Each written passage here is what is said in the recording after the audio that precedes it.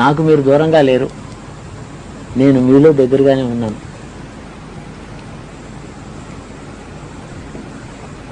షోడశ వికారములతో ఉండేటువంటి మీ దేహం ముందు నేను అంతర్యామిగా ఉన్నాను. మీ షోడశ వికారములతో ఉండేటువంటి దేహం ముందు మీ మనోగతమైనటువంటి అహంభావం ఏదైతే ఉన్నదో అది దుఃఖం వల్ల నన్ను చేరుతోంది. నన్ను జ్ఞానం వల్ల చేరండి లోపల ఉండే వస్తువును. మీరు నన్ను నిరంతరము ధ్యానం చేసి బాగానే ఉంది భక్తితో దుఃఖపడుతున్నారు. కానీ ఈ దుఃఖం అంతర్యామిగా ఉన్న నన్ను మీరు చూసుకునేటట్టయితే ఆనందంగా పరిణమిస్తుంది. భక్తికి దేహాభిమానమును వ్యష్టి భావన, నేను వేరు నీవు వేరు అనే భావన ఎప్పుడైతే ఉందో అది వియోగ దుఃఖాన్ని ఇస్తుంది. అది కూడా మార్గమే. కానీ దీనికి పర్యవసానం ఏంటంటే అంతర్యామిగా నన్ను నువ్వు చూసినప్పుడు దుఃఖోపశమనమై శాంతిని పొందుతావు. నాకు మీరు దూరంగా లేరు, నేను మీలో దగ్గరగానే ఉన్నాను. చిన్నప్పుడు ఏది విన్నాను, మళ్ళీ అక్కడ శంకర భాష విన్నాను. దాంతో మనకి గ్రంథాలు ఏమున్నాయి పరిచయం అయింది. నాన్నగారు లైబ్రరీలో ఉపనిషత్తులు అవి చూశాను. ఓహో ఇది కదా అని తెలుసుకున్నాను. చదువుతూనే ఉన్నాను. అక్కడ మా ఇంటి దగ్గర నుంచి సరిగా 2 నిమిషాలు నడక. Police station, magistrate court, tehsil office ఇవన్నీ వెళ్ళేదాన్ని పెద్ద కాంపౌండ్ గవర్నమెంట్ది. ఆ కాంపౌండ్ మొదటే మెయిన్ రోడ్డు మీద పక్క రోడ్డు మీద కూడా కలిసేటట్టు మా ఇల్లు కట్టుకున్నాం. అక్కడి నుంచి గోదావరికి వెళ్ళడం సరిగ్గా 2 నిమిషాలు. ఆ మఠం అక్కడ ఉంటుంది.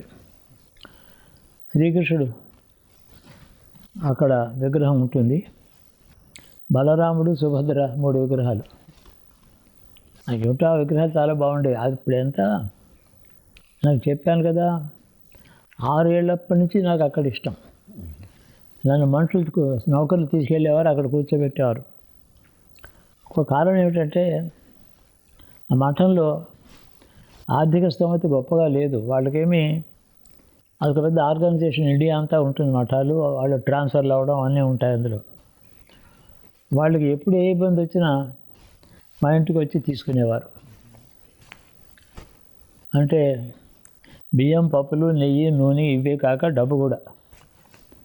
అక్కడికి వచ్చి నరసింహప్రభు అని అతని పేరు, మఠం ఇన్ఛార్జ్, రన్ చేస్తాడు, అతను నడిపిస్తాడు. అతను తెలుగా మా ఇంటికి వచ్చి అమ్మ దర్శనం అనేవాడు. మా అమ్మ బయట వచ్చి ఏం కావాలంటే ఎదుగో రేపు దసరాలు వస్తున్నాయి, లేకపోతే కృష్ణాష్టమి వస్తుంది, రామనవమి వస్తుంది, మఠంలో ఏం లేదు అనేవాడు. సరే అలాగే అనేది మా అమ్మ. సాయంత్రం 2 బస్తాలు బియ్యం, బస్తా కందిపప్పు, మినపప్పు, 4 డబ్బాల నూనె. ఆ రోజుల్లో 20 రూపాయలు డబ్బు సాయంత్రాన్ని పంపించేసేది. అంటే మాకు పెద్ద స్టోర్ రూమ్ ఉంటుంది, అందులో 10-15 బస్తాలు బియ్యం ఉంటాయి. ఎప్పుడు ఏలూరు నుంచి వచ్చేవి. అలా పంపించింది. ఇలాగ చాలా కాలం వచ్చింది. అంటే మేము కొవ్వూరు వదిలిపెట్టేది దాకా అలా. అందుకని నన్ను నరసింహప్రభు తీసుకెళ్ళేవాడు, బాబుని తీసుకెళ్తాననేవాడు. అంటే మా ఆయనతో పాటే మా నౌకర్లు 2 అక్కడికి వెళ్ళడం, వాళ్ళు భజన చేస్తుంటే నేను ఎగరడం నడిచేది. అలాగా వాళ్ళ భజన అంతా వాళ్ళ స్టైల్లో పాడడం నాకు అలవాటు అయిపోయింది. అంటే ప్రభు నిత్యానందో అంటారు వాళ్ళు, ప్రభు నిత్యానంద అలాంటిది అంతే. కానీ చాలా మధురంగా ఉంటుంది, బాగుంటుంది. గొప్ప భక్తులు వాళ్ళు, కృష్ణ భక్తులు. అక్కడ కొంతకాలం అయిన తర్వాత మాకు మా ఇళ్ళతో వరుస ఒక ఆవిడ మా ఇంట్లోనే ఉండేది. ఇలాగ 1-2 బంధువులు మా ఇంట్లో ఎప్పుడూ ఉండేవారు. వాళ్ళు కూడా వేరే వేరే రూమ్స్ ఉండేవి, వాళ్ళు అక్కడ ఉండేవారు. ఆవిడ కొంతకాలం, ఆవిడ పేరు సుభద్రమ్మ. నాన్నతో మాకు.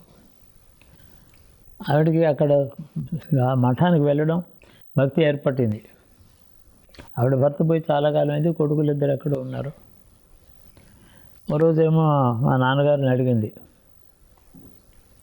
నాకు ఆ మఠంలో ఉపదేశం చేస్తానంటున్నారు, మతం ఇస్తారన్నమాట, అంటే చైతన్య ప్రభు సాంప్రదాయంలో నాకు దీక్ష ఇస్తారు జీవితాంతం, తీసుకొస్తా అని అడిగింది.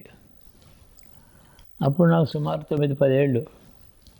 నేను ఉండగానే అడిగింది, ఏ మార్గమైనా ఒకటే వెళ్ళి తీసుకో అన్నారు. అసలు మార్గం అంటే ఉంటే చాలే అన్నారు. అప్పుడు పలుసు పూసలు తావడం, నామం, గంధంతో నామం ఇవన్నీ వాళ్ళకి ఇచ్చేశారు. కాబట్టి ఆవిడ అక్కడ వెళ్ళి చిన్న స్టూల్ మీద పక్కన కూర్చొని జపం చేసుకుంటూ ఉండేది. అందుకని నాకు ఇంకా ఎక్కువ మఠానికి పోషణలో మా అమ్మ మంచి ప్రముఖ పాత్ర వహించిందని తెలుసు. ఎందుకంటే 10-12 సంవత్సరాల క్రితం విశాఖపట్నంలో భగవద్గీత చదవడం, శ్లోకాలు అప్పచెప్పడం, దాని మీద పిల్లలకి పోటీ నిర్వహించారట. ఆ మఠం వాళ్ళ సంబంధం అది. నన్ను ఆ ప్రైజులు ఇమ్మని నన్ను పిలిచారు. అక్కడ కాషాయ గుడ్డ కట్టుకుని ఉన్నాడు, ఆయన గుర్తుపట్టలేదు నేను. ప్రైజులంతా అయిన తర్వాత నన్ను ఆనంద్ బాబు అనేవాడు. ఆనంద్ బాబు, నన్ను గుర్తుపట్టలేదా మీరు అన్నాడు.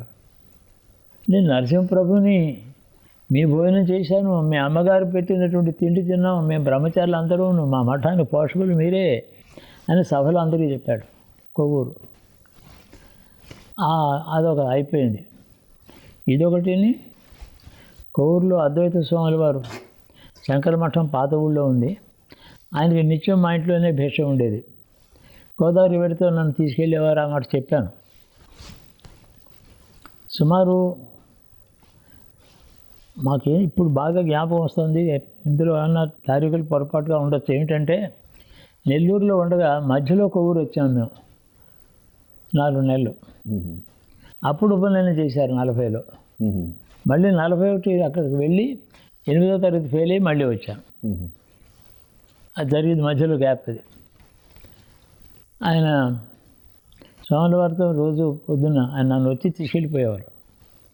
ఇంట్లో స్నానం చేసి ఇస్త్రీ బట్టలు కట్టుకుని కూర్చుంటాను నేను.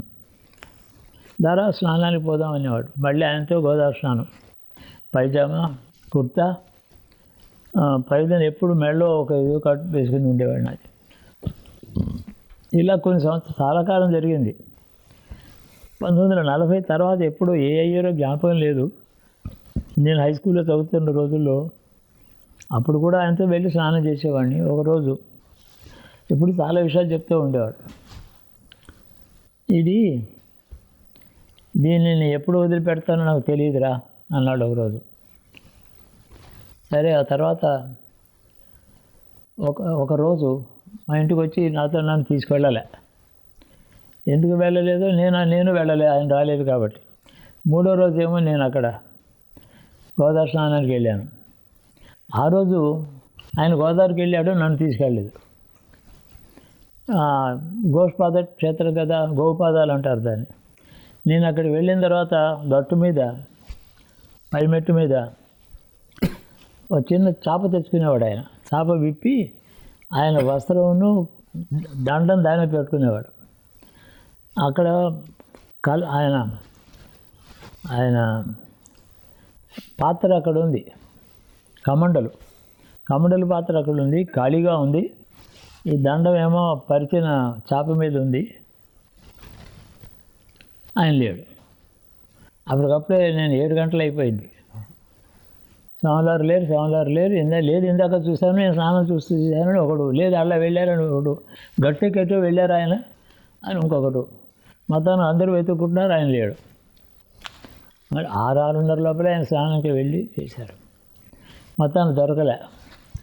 సాయంత్రం 4 గంటలకి ఆయన శరీరం బ్రిడ్జి దగ్గర దొరికింది. జలప్రవేశం చేశారు, జల సమాధి. జ్ఞాని, విరాగి, పండిన పండు, బాగా చదువుకున్నవాడు.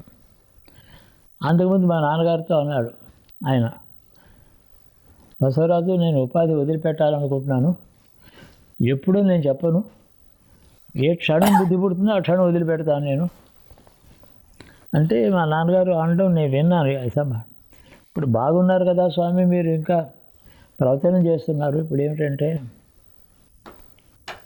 అలా కాదు, ప్రవచనం చేస్తున్న కాలం బాగానే ఉంటుంది. ఒకరోజు శరీరం ఒప్పుకోకపోతే, శరీరం ఒప్పుకోలేదు కాబట్టి దాన్ని వదిలిపెట్టడం కాదు, అది బాగుండగానే వదిలిపెట్టడం మంచిది కదా అన్నారు. ఇది జరిగిన కన్వర్సేషన్ నెలల తర్వాత ఇది. సో ఆయనతో బాగా అనుబంధం ఉండేది, బాగా మాట్లాడేవారు ఆయన. అదే అయిపోయింది. అంటే నెల్లూరు వెళ్ళి తర్వాత నెల్లూరు వెళ్ళడం రావడం ఇవన్నీ జరిగిపోయాయి. చదువుకున్నాను. సరే మళ్ళీ 1945కి వెళదాం. ఇంటర్మీడియట్కి ఏమో ఎస్ఆర్ఆర్ కాలేజీలో చేరాను. రెడ్డి గారి ఇంట్లో గురూజీ అంటారు వారు చూశాను. సుమారు 40 నిమిషాలు ఎంతో శాంతంగా ఓపికగా చిన్న చిరునవ్వు నవ్వుతో ఆయన నా ప్రశ్నకు సమాధానం చెప్పారు. మళ్ళీ ఇది నేను చెప్పాను అనుకుంటాను. ఇన్ని కోట్ల మంది హిందువులు ఉన్నాం కదా, మనం అందరూ ఉన్న సంఘమే ఉంది, అసలు ఇక్కడ ఉండడమే సంఘం. ఇది దీనికి వేరే సంఘంతో అవసరం ఏంటి? ఏమన్నా తలుచుకుంటే వీళ్ళందరూ ఏ పైన సాధించగలరు కదా, ఏది సాధిద్దామని సంఘం పెట్టవలసి వచ్చింది అని సమాధానం చెప్పారు. ఆయన ఇంగ్లీష్లోనే, లేదు సంఘం ఉంది కానీ దేశభక్తి విషయంలో సంఘటన లేదు, ఇది ఒక మతం లేదు వీళ్ళకి, వాళ్ళ మతాలే వాళ్ళకు ఉన్నాయి. దేశభక్తి వచ్చేటప్పటికి మేమంతా ఉన్నాం అని 100 మంది రావటం లేదు. అందుకోసమే దేశభక్తి మతం అని ఒకటి స్థాపించామని అనుకో నువ్వు, ఆ మతంలో మనం అంతా చేరాం. ఇంటి దగ్గర వైష్ణవులో శైవులో ఏదో నాస్తికుడు ఆస్తికుడు దేవేరు, దేశభక్తి అనే మతంలో మనం అంతా ఒకటయ్యాం. అర్థమైంది, నాకు అర్థమైంది. అప్పుడు దేశభక్తి చాలా అవసరం మనకి. ఆపదల పాలైంది దేశం అంతాను. దీన్ని మనం ఉద్ధరించుకోకపోతే ఎవడు ఉద్ధరిస్తాడు మనని? మన మీద ఈ దేశంలో ఉండే వాళ్ళలో సగం మందికి మన మతం మీద సంస్కృతి మీద గౌరవం లేదు. ఎందుకు ఉండకపోవాలి? ప్రపంచంలో ఏ దేశానికి వెళ్ళినా వాళ్ళ సంస్కృతి, వాళ్ళ మతం, వాళ్ళ దేశం మీద వాళ్ళందరూ ఒకలాగే మాట్లాడతారు. అందరికీ గౌరవం ఉంది, సగం మందికి లేకపోవడం ఏమిటి? సరే ఏదో హిందువులు కాని వాళ్ళు ఉన్నారు, వాళ్ళకి మన మతం మీద గౌరవం లేకపోవచ్చు. దేశభక్తి ఉందంటావా? ఏమో, దేశభక్తిలో వాళ్ళు కూడా కలిస్తే ఎంత బాగుంటుంది. వాళ్ళు కలుపుకుంటే వస్తారేమో. మనం అంతా ముందర మనం కలవాలి. ఈ ధోరణిలో ఆయన 40 నిమిషాలు అంతా చెప్పారు. చివరికి అన్నారు, నువ్వు ఎందుకు 7 రోజులు రావటం ఎందుకు లేదని అడిగితే, 2 రోజులు భాష్యం వింటాను, ఒక రోజు గేమ్స్ ఆడతాను, రోజు ఇంట్లో ఉంటాను, 3 రోజులు శాఖకి పెడతాను. సరే మంచిది, నీ ఇష్టం అన్నారు.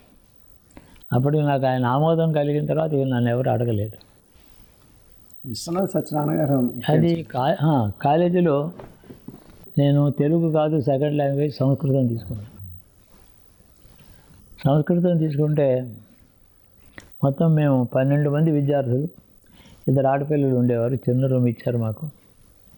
ఆయన వచ్చి వారానికి 2 క్లాసులు సాంస్క్రిట్ క్లాసెస్. దండి దశకుమార చరిత్ర రోజు, తర్వాత శ్రీహర్షుడు నాగానంద నాటకం. ఈ 2 సులభమైనవి కావు. దశకుమార చరిత్ర దండి ఎలాంటి వాడు నిజమైన ఆయన, మిగతా కావ్యాలు వాళ్ళు ఏం రాశారో కానీ ఒక దశకుమార చరిత్రలో ఆయన కవిత్వం చూపించాడు. మా భోజరాజు దశలో సభలో సరస్సుని పిలిచారట. కాళిదాసు, దండి, భవభూతి అందరూ ఉన్నారు. ఎవరు పండితులు ఎవరు ఎక్కువ అని అనవసరంగా వాదం వచ్చింది. భోజ మహారాజు అన్నాడు, ఎక్కువ తక్కువ లేటు అందరూ సమానులే. అంటే కాదు, సరస్వతి చెప్పాలి జడ్జిమెంట్ అన్నాడు ఆయన. అయితే సరస్వతిని పిలవాలి. ఎవరు పిలవాలి? అదిగో కాళిదాసు కదా, నువ్వు పిలువు, సరస్వతిని ఆహ్వానించు అని ఆకాశంలో ఇలా చూపించి, ఈ శారదా అమ్మ తల్లి, మా ముగ్గురులో తరతమ భేదాలు పొడసూపుతున్నాయి, ఎవరు గొప్పవాళ్ళు చెప్పాడు. కాళిదాసుని అమ్మవారు వాక్కు వినిపించింది.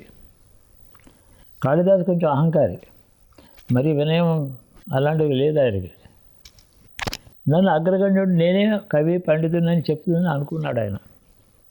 కవిర్దండి భవభూతిస్తు పండిత అంది ఆవిడ. దండే కవి, భవభూతే పండితుడు. తన పేరు చెప్పలేదు. కాళిదాసు చాలా కోపం వచ్చింది. కోహం రండే అన్నట్టు తిట్టాడు. నేనెవరిని అనుకుంటామని. తమేవా నా సంశయ చెప్పేది. చాలా సిగ్గుపడ్డట్టు ఆయన. అంటే అందులో కూడా రెండు ఉన్నాయి. నన్ను రండాన్ని తిట్టావు, నువ్వు నేను ఒకటి.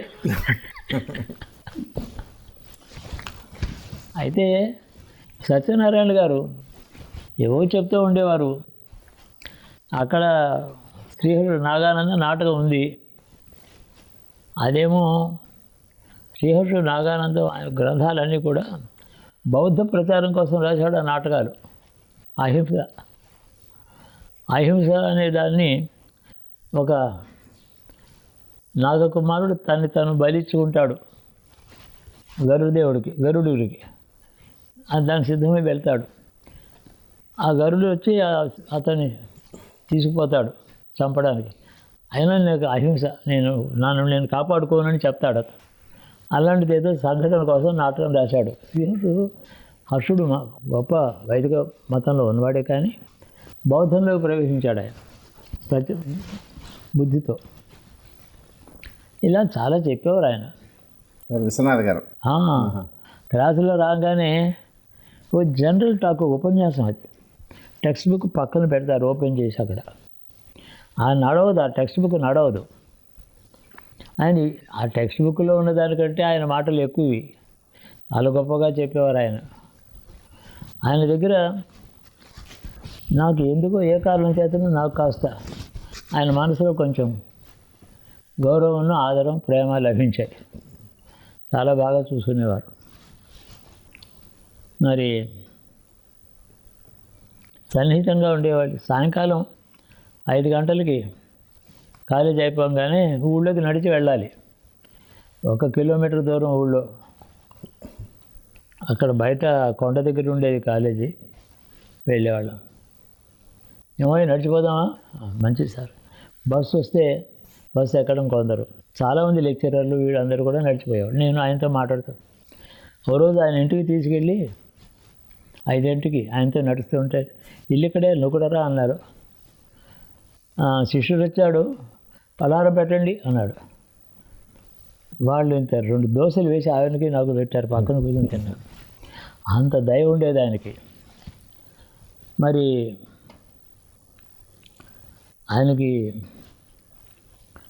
ఆయన భార్య పోయినప్పుడు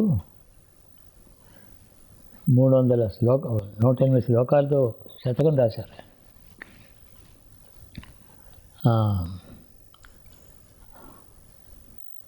సర్వలక్ష్మి దాని పేరు. సర్వలక్ష్మి ఆవిడ పేరు. సర్వలక్ష్మీయం అని చెప్పి రాశారు ఆయన. మధురంగా రాశారు చాలా. అవి ఆయన విషయాలు కూడా అప్పుడప్పుడు చెప్తూ ఉండేవారు. ఇది బాగుంది, ఇలా ఉండేది, అలా ఉండేది. ఇది విద్యాభ్యాసం ఎక్కడితో అయిపోయిందండి? 45, 46, 47 మార్చికి అయిపోయింది ఇంటర్మీడియట్. అంతవరకు ఆయనతో బాగా అంటగాగా ఉన్నాను నేను. మళ్ళీ బీఎస్సీకి ఏమో విజయనగరం వచ్చాను. విజయనగరం మహారాజా కాలేజీ దొరికింది. ఎందుకు వచ్చానంటే రాజమండ్రిలో 12 సీట్లు బీఎస్సీకి. First class intermediate first class వస్తే కానీ రాదు. అది కూడా ఫస్ట్ క్లాస్ వస్తేనే రాదు. నాకు ఫస్ట్ క్లాస్కి 10 మార్కులు తక్కువ. Second class highest second class అని సంతోషించారు మా వాళ్ళు. ఇదొకటి పైగా అయిపోయింది. ఇక్కడ దొరికింది. మా నాన్నగారు విజయనగరం ఇక్కడ ప్రాంతం కదా అయింది. ఈ ప్రాంతం మీద ఆయనకి ఇష్టం ఉంది, కొంచెం భయం కూడా ఉంది. ఇంకా మాకు ఆయనకు గిట్టని వర్గం ఒకటి నడుస్తోంది. వాళ్ళు అప్పుడు బాగా డిక్లైన్ అయిపోయారు. ఏం లేదు వాళ్ళకి, కానీ నాకేమైనా అపకారం చేస్తారేమో అని ఆయనకి. అందుకని ఆయన రాకుండా మా గుమస్తా గారిని పంపించి హాస్టల్లో రూమ్ సెలెక్ట్ చేయించి ఇవన్నీ బాగా ఏర్పాటు చేశారు. మన దాంట్లో పెద్ద రూమ్ ఇచ్చారు. అది 42 రూమ్ మేడ మీద. అక్కడికి వెళ్ళాం. నాకు ప్రత్యేకంగా రూమ్ ఇవ్వాలి, ఎవరితో కలిసి ఉండడం అలవాటు లేదు, ఎలాంటిదో చెప్పారు. ప్రత్యేక రూమ్ ఇచ్చారు. తర్వాత ఎవరికి సీట్ రాకపోతే సీట్ లేకుండా గోల పెడుతున్నాడు ఒకడు. సరే వాడికి ఎక్కడా లేదు, పోయిన నీ రూమ్లో అకామిడేట్ చేస్తావని నన్ను వార్డెన్ అడిగితే పర్వాలేదు రమ్మని చెప్పి మాధవరావు అని ఒక స్టూడెంట్ నా రూమ్లో చేరాడు. కానీ వాడు పాపం నాకు సేవ చేసేవాడు. మంచి చాలా బాగా చూసుకున్నారు. Cultural association secretary, sports secretary, hostel secretary ఇలాంటివి నాకు తగిలించారు 6 నెలల తర్వాత. అప్పుడు పాతకాలం కింద లెక్కది. హాస్టల్లో బ్రాహ్మణులు వండుతారు. వంట బ్రాహ్మణులు ఉంటారు 4. వాళ్ళు శాకాహారమే వండుతారు. ఎక్కడో కొడుకుడు కూడా లోపల రావడానికి వీల్లేదు. ఇప్పుడంతా నాన్ వెజిటేరియన్ హాస్టల్. మనం వెళ్ళి చూశాను. హాస్టల్స్లో వెజిటేరియన్స్ ఉండేది ఎక్కడ చూసాను. అదే ఒక పద్ధతి.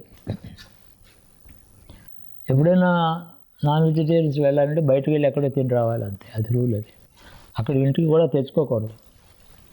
అలా రూల్స్ ఉండేవి. విజయనగరంలో మహామహులు చాలామంది ఉండేవారు కదండి. పెద్దలు ఉండేవారు. అయితే ఏంటంటే నాయుడు గారు, గురదాలు లాంటి వాళ్ళు వెళ్ళిపోయారు. మీరు చెప్పారు నాయుడు గారు ఉన్నారు. మా హాస్టల్ నుంచి మా కాలేజీకి పెడుతుంటే దారిలో మహారాజాస్ మ్యూజిక్ కాలేజ్ ఉంది. ఆ మ్యూజిక్ కాలేజీకి ప్రిన్సిపాల్ గారు నాయుడు గారు. అప్పుడప్పుడు నేను కాలేజీ నుంచి ఇంటికి వస్తూ ఆ లోపలికి వెళ్ళేవాడిని. ఆ నాయుడు గారు మాట చూశారు, కూర్చో అన్నారు. ఆయన వాయిస్తున్నాడు, ఏదో వింటున్నారు సాయంకాలం. అలా 3-4 మాటలు ఆయన సంగీతం వాయిస్తుంటే శిష్యులు వింటుంటే వాళ్ళు కూడా వాయిలెన్స్ ఉండే మధ్యన అనేవారు కాస్త ఆయనలాగా. అంతే. ఆయనకు అసలు కనపడదని అనుకుంటారు, వేగ్గా కనపడుతుంది. నారాయణ దాస్ గారండి నారాయణ దాస్ ఎప్పుడు వెళ్ళిపోయారు, ఆయన లేరు. గురదాడ ఆయన వెళ్ళిపోయారు. విశాఖపట్నంతో అప్పట్లో మీకేం పరిచయం లేదండి? ఉంది. అంటే విశాఖపట్నంలో ఆంధ్ర యూనివర్సిటీలో నా ఫ్రెండ్ విద్యాసాగర్ అని చెప్పాను కదా, వాడు లాలో చేరాడు. లాలో చేరి ఇంకొకడేమో కృష్ణమూర్తి అని ఇంకొకడు ఉండేవాడు. వీళ్ళందరూ అక్కడ చేరారు. నేను బీఎస్సీ కోసం ఫిజిక్స్ కోసం ఇక్కడికి వచ్చాను. శనివారం నాడు మధ్యాహ్నం ఒక ల్యాబొరేటరీ ఎక్స్పెరిమెంట్ ఒకటి ఉంటుంది. నాకు అసలు పట్టదు. నాకు అందులో కెమిస్ట్రీ చెప్పకూడదు, కానీ నాకు అది ఇష్టం లేదు. ఆ కెమిస్ట్రీలో ఏముంది, అందుకని అసలు ఆ ల్యాబొరేటరీకి వెళ్ళేవాడిని కాదు. కెమిస్ట్రీ సరిగా ఇష్టం లేదు. ఆ ల్యాబొరేటరీ కూడా ఎగ్గొట్టేసేసి మధ్యాహ్నం 4 గంటలకి విశాఖపట్నం వెళ్ళిపోయేవాడిని. అక్కడ హాస్టల్లో నా ఫ్రెండ్స్ ఉన్నారు, వాళ్ళ దగ్గరికి వెళ్ళేవాడిని. వాళ్ళ దగ్గరికి వెళ్ళిన తర్వాత అక్కడ యూనివర్సల్ అని ఓ రేకుల షెడ్డులో సినిమా ఉండేది. అయితే సౌండ్ సిస్టమ్ చాలా బాగుంటుంది. పెద్ద పెద్ద ఇంటర్నేషనల్ పిక్చర్స్ అని అక్కడ వస్తాయి. MGM, వార్నర్ బ్రదర్స్ ఇట్లా వచ్చేవి అక్కడికి. అక్కడేదో సినిమా చూసేవాళ్ళం. కాసేపు టెన్నిస్ క్లబ్ అక్కడ ఉంది, ఇక్కడ ఉంది. మా హాస్టల్లో కూడా టెన్నిస్ ఉంది. టెన్నిస్ ఆడేవాడిని, అక్కడ కూడా ఆడేవాడిని. మేము కబుర్లు చెప్పేవాళ్ళం, సినిమా చూసేవాళ్ళం. అక్కడే నేను ఫస్ట్ ఇయర్లో విజయనగరంలో చేరినప్పుడు ఓ అమ్మాయి, అందులో నిర్మల అనే అమ్మాయి ఉండేది. ఆ అమ్మాయి బాగా టెన్నిస్ ఆడేది. నేను హాస్టల్లో టెన్నిస్ ఆడుతుంటే హాస్టల్ మేట్ కాదు ఆవిడ, బయట ఉండేది. టెన్నిస్ ఆడడానికి మా హాస్టల్కి వచ్చేది. బాగా ఆడేవాళ్ళు, నాతో 5-6 బాగా ఆడేవాళ్ళు, మంచిది. హాస్టల్ వార్డెన్ కూడా బాగా టెన్నిస్ ఆడేవాడు. హాస్టల్ వార్డెన్ గారి వైఫ్ ఒకది, ఇంకా చిన్నవాళ్ళు వాళ్ళు ఆడేవారు. టెన్నిస్కి బాగా అలవాటు అయిపోయింది. ఆ అమ్మాయి ఏమో అక్కడికి వెళ్ళి చేరింది, ఆ ఊరు. ఆ అమ్మాయి ఫైనల్ ఇయర్లో ఉంది, నేను సెకండ్ ఇయర్లో ఉన్నప్పుడు. తను అక్కడికి వెళ్ళింది, నేను ఇంకా ఫైనల్ ఇయర్లో తర్వాత వచ్చాను. వెళ్ళి చూసేవాళ్ళం. బాగా ఒక సాయంకాలం అలా కూర్చునే వాళ్ళం పార్కులో, చాలా విషయాలు. అక్కడ మాక్ పార్లమెంట్ ఒకటి పెట్టారు యూనివర్సిటీలో. మాక్ పార్లమెంట్లో విజయనగరం వాడిని అయినప్పటికీ బయట వాళ్ళు కూడా రావచ్చు అని చెప్పి పాస్ చేసి నన్ను కొన్నాళ్ళు అందులో మాకు పార్లమెంట్లో కూర్చోబెట్టారు, మెంబర్షిప్ ఇచ్చారు, పార్లమెంట్ మెంబర్ అనమాట నేను.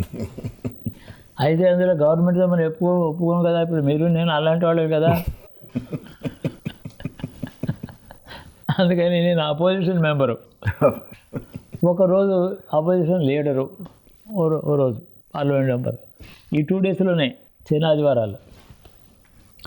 మరి గవర్నమెంట్ని లేక తికమక పెట్టాలి కదా, ఒరిజినల్గా థింక్ ఏం చేస్తే వీళ్ళు హెల్ప్లెస్ అయిపోతారు, ఏం అడిగితే వీళ్ళు హెల్ప్లెస్ అయిపోతారు, చేతులు ఎత్తేస్తారు. అదే నాదో ప్రపోజలు.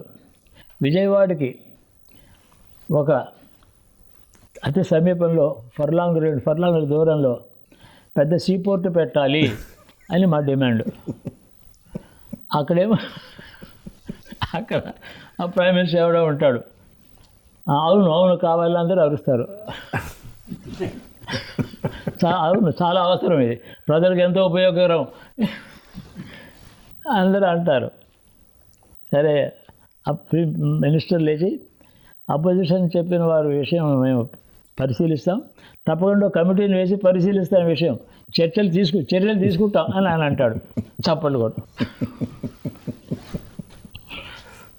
ఇది పార్లమెంటు అంటే ఈ పార్లమెంటుకి మాతృక అలా ఇది నేను చెప్పిన డిమాండ్స్ ఇదొకటి. అందరికీ కదా చేయాలి, అయిపోయింది. కానీ అప్పుడు ఎలా ఉండేదండి విశాఖపట్నం? చాలా చిన్న ఊరు. అక్కడ రైల్వే స్టేషన్లో దిగితే యూనివర్సిటీకి రావాలంటే ఏదో డెజర్ట్లా ఉండేది, ఖాళీగా, ఊరు లేదు ఏం లేదు, అక్కడికి రావాలి. అక్కడ ఎక్క అనే ఒక బండి ఉండేది, గుర్ర బండి, 2 సీట్లు ఉంటాయి, ఎదురెదురుగా కూర్చుంటారు. లేదా ఒక సీట్ ఏమో బండి వాడి వీపుకి తగిలేటట్టు ఒక సీట్ ఉంటుంది, అలా ఏదో వచ్చేవాళ్ళం. ఎటొచ్చి ఏంటంటే మధ్యలో అంతా ఖాళీ. అప్పుడప్పుడు మా ఫ్రెండ్స్ నన్ను రిసీవ్ చేసుకోవడం స్టేషన్కి వచ్చేవారు, వెళ్ళేవాళ్ళం, బాగానే నడిచింది. అప్పుడు ఇంకోటి ఏంటంటే ఎస్ రాధాకృష్ణన్ గారి కొడుకు గోపాల్ అప్పుడే వచ్చాడు లెక్చరర్గా. ఆక్స్ఫర్డ్ ఎక్కడో బిఏ ఆనర్స్ ఏదో చేసి ఎంఏ చేసి ఇక్కడికి వచ్చాడు.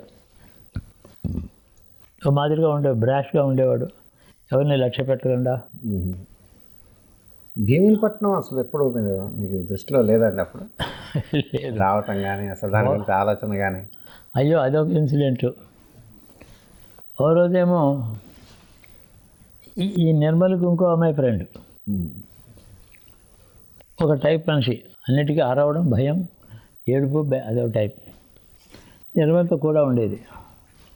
మేము 4-5 స్టూడెంట్ భీమునిపట్నం చూద్దామని వచ్చాం.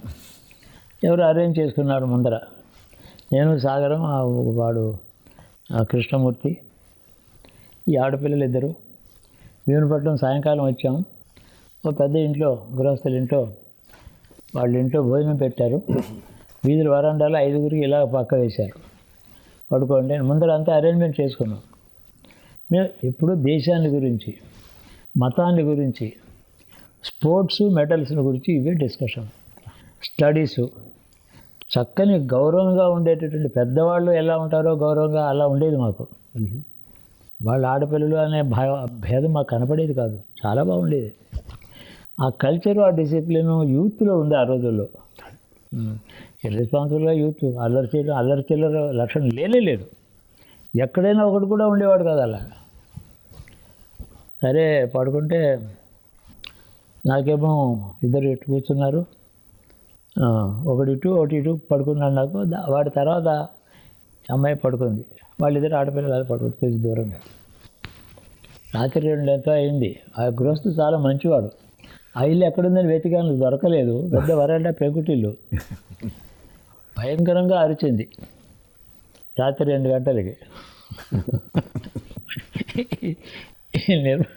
నిర్మల్ పక్కన పేరుదే అరిచింది. అరిస్తే ఏమిట్రా, అందరికీ గుండె ఆగిపోయింది ఒక క్షణం, అలా అరిచింది. ఏమిటని ఇలా చూశాను. సరే పిచ్చిది అరుస్తూ ఉంటుంది కదా అనుకున్నాం.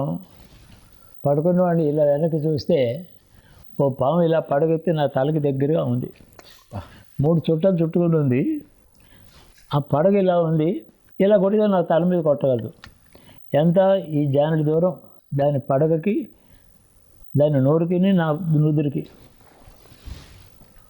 ఓహో, ఎందుకు ఇది చూసి అరిచింది కదా ఇది. సాయంకాలం మా ట్రిప్ అయిపోయింది. మన తెల్లారి వెళ్ళిపోవడమే, పొద్దున్న మాట సముద్రం చూసి వెళ్ళిపోవాలి. ఇది భీమునిపట్నం. అరిచేటప్పటికి ఆ లోపల ఆయన పెద్ద ఆయన పరిగెత్తి వచ్చాడు. వరండాలో స్విచ్ ఉంది, వేశాడు లైట్. ఇలా ఉంది. బాబు నువ్వు లేవద్దు కదలొద్దు అన్నాడు. ఆయన లేదు, కూడా కనపడదండి? అందరూ చూశారు. పెద్ద పామే నా తల దగ్గర దానికి అనేక రకాలు. లేదు, నువ్వు దాన్ని తోతొక్కుంటావు, కట్టగట్టి వచ్చింది దానికి, కట్ట తీర్చుకోవడం నేను కరవడానికి వచ్చింది. మరి కరవడానికి చాలాసేపు ఉంది కదా, నన్ను ఎందుకు కరవలేదు నాకు తెలియదు. మరి నేనేం దాన్ని పట్టుకోలేదు. ఆయన వీళ్ళు కలవద్దన్నాడు. లోపల నుంచి ఆయన వచ్చేసి హడావుడిగా ఆయన భార్య బయటకు వచ్చారు. ఓపెన్ వరండా. అదేదో గదగద ఒడిగిపోతుంది ఆ అమ్మాయి. చూశాక కామ్గా పడుకున్నాను. నేను లేవద్దన్నాడు ఆయన. లేస్తే ఖర్చు చేస్తుందో మీద కొడుతుందని ఏదో నెమ్మదిగా ఇలా పడగ దింపేసి, పడగ ఇలా వెనక్కి విడ్డ్రా చేసుకొని చొట్ట విప్పుకుని నెమ్మదిగా అలాగ గోడ వెంబడి వెళ్ళిపోయింది. అది పెద్దదే పాము. లేచి కూర్చొని ఏంది ఎందుకు అరిచావనంటే, నేను చూశాను పాముని, నా పక్క నుంచే పాకింది అది, నీ దగ్గరికి వచ్చి ఆగింది అది. పైగా నువ్వేమో పాములు పట్టేవాడివా నువ్వు, నీ దగ్గరికి వచ్చి నన్ను వీళ్ళు అడగడం, ఎప్పుడైనా పాములు పట్టావా, ఇది ఊతావా నువ్వు, మా పేరు ఇలాగ నన్ను కాసేపు బనాయించారు. అయిపోయింది. తర్వాత ఆ టైప్ పాపం వీళ్ళందరూ మంచివాడు. ఈ నిర్మల్ మంచి టెన్నిస్ ప్లేయరు. తర్వాత ఆ అమ్మాయి ఏంటంటే ఒక ఆర్ఫన్. ఆ అమ్మాయి నిర్మల్ చాలా ప్రాపర్టీ ఉంది. తండ్రి ఒక డాక్టర్, ఆర్మీలో చచ్చిపోయాడు ఆయన. ఆర్మీలో డాక్టర్ చేస్తూ